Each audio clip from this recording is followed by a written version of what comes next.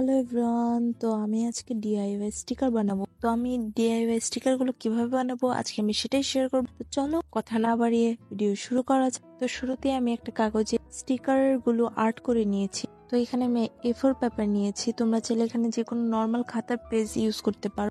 আর তারপর এখানে কালার করার জন্য আমি কিছু কালার পেন্সিল, ব্রাশ, পেন আমি নিয়েছি। তো কালার করার আগে ফার্স্টে আমাদের একটা জেল পেনের সাহায্যে এগুলোকে সবগুলোকে আউটলাইন করে নিতে হবে, এতে দেখতে স্টিকারগুলো একটু রিয়েলিস্টিক লাগবে।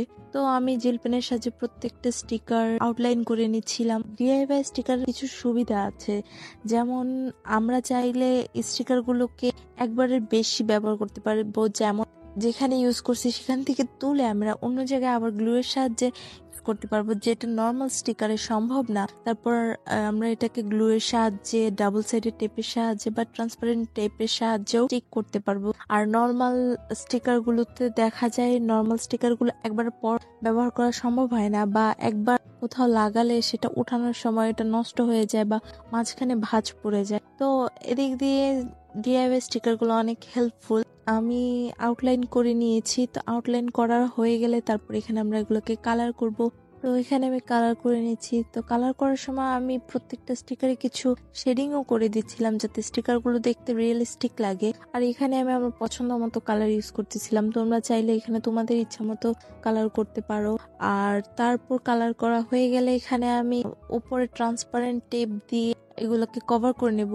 আর এখানে ট্রান্সপারেন্ট টেপ ইউজ করার সময় একটা জিনিস মাথায় রাখতে হবে, যে ভিতরে যাতে বাবল না জমে, কারণ স্টিকার উপরে বাবল জমলে উপর সাইডটা ভাঁজ হয়ে থাকবে। ট্রান্সপারেন্ট টেপ বসানোর পর এগুলোকে আমি একটা একটা করে কেটে নিয়েছি। আর তারপর এগুলোকে হোয়াইট বর্ডার কিছুটা রেখে বাকিটুকু আমি কাট করে নিচ্ছি।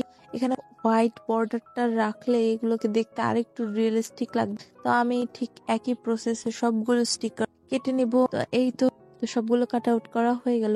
তারপরে এগুলোকে এখন আমি একটু দোকানের মতো করে সাজানোর জন্য দুটো ট্রান্সপারেন্ট শিট নিয়েছি। ঠিক এইরকম সাইজেরই থাকে দোকানে। তো আমি এরকম দুটো ট্রান্সপারেন্ট শিট নিয়ে গ্লুয়ের সাহায্যে এগুলোকে আমি আস্তে আস্তে স্টিক করে দিয়েছি। আর তারপর এগুলোর প্যাকেট বানানোর জন্য আমি আরো দুটো ট্রান্সপারেন্ট শিট নিয়েছি। আর এগুলো আমি ওই আগেরগুলো থেকে একটু বড় রেখেছি। তো আমি তারপরে চার সাইড ট্রান্সপারেন্ট টেপের সাহায্যে আবার কভার করে দিচ্ছি, যাতে সাইড গুলো বন্ধ হয়ে যায়।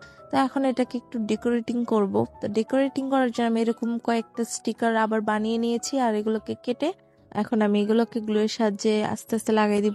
তো এই তো আমাদের পুরো স্টিকার কমপ্লিট। তো দেখতে এটা কিছুটা দোকানের মতোই লাগছিল। তো এই তো এটার ফাইনাল রেজাল্ট। তো তোমাদের কাছে ভিডিওটা কেমন লেগেছে অবশ্যই কমেন্টে জানিও। ভিডিওটা ভালো লাগলে একটা লাইক দিয়ে দিও। আর দেখাবো নেক্সট ভিডিওতে। টাটা।